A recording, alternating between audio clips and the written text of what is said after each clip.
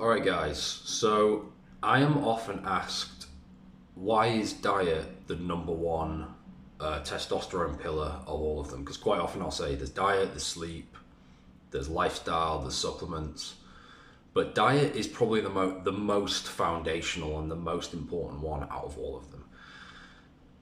And it's even more true in today's world where most guys are kind of overweight and could do with losing some fat.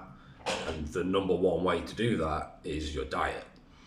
Cardio can be useful. There's other things, you can. Sleeping a lot helps, certain supplements can help, but none of it's going to mean anything if you're not in a calorie deficit. If you go home and you binge on ice cream, none of the other stuff matters at all. So, diet's number one. Yeah, so from a fat loss standpoint, it's the most powerful thing for fat loss. You protein, fiber, nutrient dense foods. That's going to be the number one kind of method for like literally reducing those estrogen producing cells, which most men have too many of in the first place. So that's one angle. Another angle is diet is also responsible for, or it can be responsible for reducing estrogen levels on top of the fat loss. So things like cruciferous vegetables, which I know are not very popular on Twitter because everyone loves to be carnivore on Twitter, but they are very helpful. So that's broccoli, cauliflower, cabbage, and a few other greens as well. Very, very useful, very easy. I mean, you just pick them apart and throw them in the pan. It's not, it's easy enough to do. So that's the second thing. A third thing with diet. The third point with diet is that it's the one thing that literally provides the building blocks for testosterone, cholesterol, and healthy fats.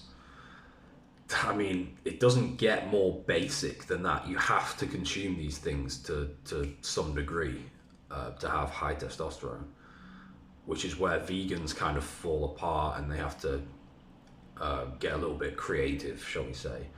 But cholesterol, it's just an obvious one. You don't have to go overboard with it. You don't need loads, but you do need a certain amount, and diet is the number one way to get that. A fourth reason, and this ties into the first reason to some extent. I probably should have done it as number two, but never mind.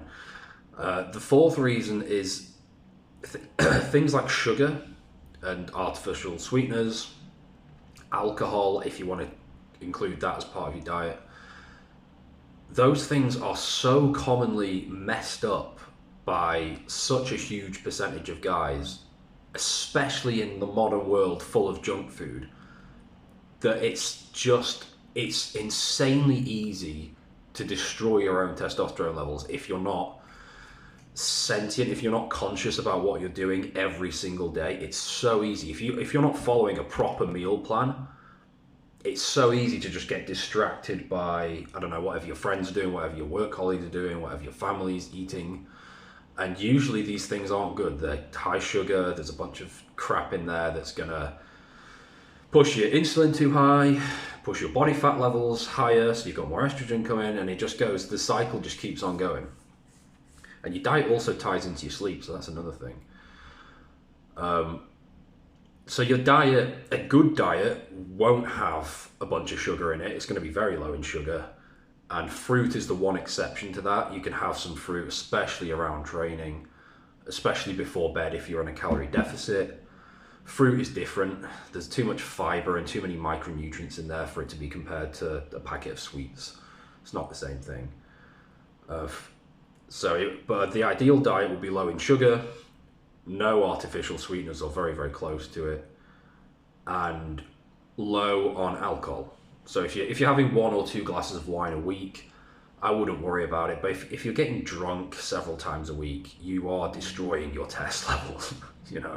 There's just no two ways about it. There's a lot of fitness YouTubers who like to go on about, how to get shredded whilst still drinking alcohol. And if you want to stay natural and you're not going to take steroids like they are, there is no way to get jacked and shredded whilst drinking alcohol. You have to just stop drinking alcohol. That's the harsh reality of it. Or just limit it severely. You can't be getting drunk. A few glasses of red wine, whatever, is fine. But yeah, that is why diet is the number one foundational thing. It's the most powerful thing, and it's the one area that most people fuck up on the most. So that's essentially the reason. So yeah.